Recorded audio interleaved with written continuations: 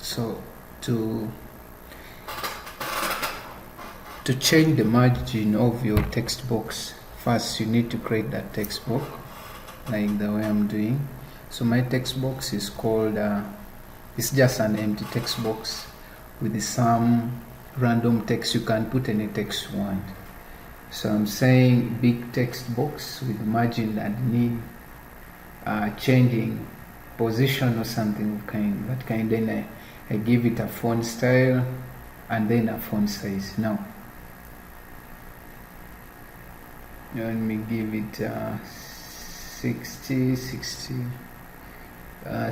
a bit small. Let me change to 66. So by the fact that I'm moving it from one position to another, that is already changing the margin of the text box. So but the more authentic way of doing it is when you go to shape format and then you go to align. So there are different kinds of align. As you can see, there's align left, right, center, middle, top, bottom, right, all those are the different ways you can change the margins of your text box in PowerPoint. So as you can see, I'm trying to sample as many as possible.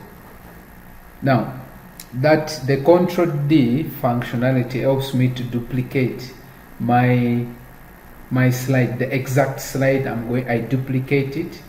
Now what I'm doing here, I'm trying to change the margin by just moving it. You just right click and then you drag to the position where you want your text box to be, to the position where you want your text box to be. Now sometimes people do confuse changing the margin of the text box and then aligning the text within the text box. That's why I'm giving you a bonus tip.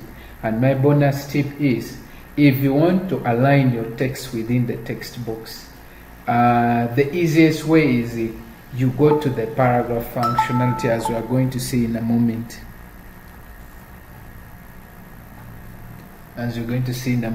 So what you can do, let me duplicate the slide again.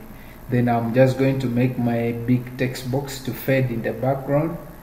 And then so there is also another tip. There is just a quick tip. I want to apply the changes of the big text box to my bonus.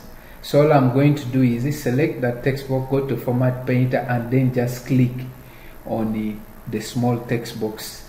As you have seen, it has given me the same formatting as the big text box.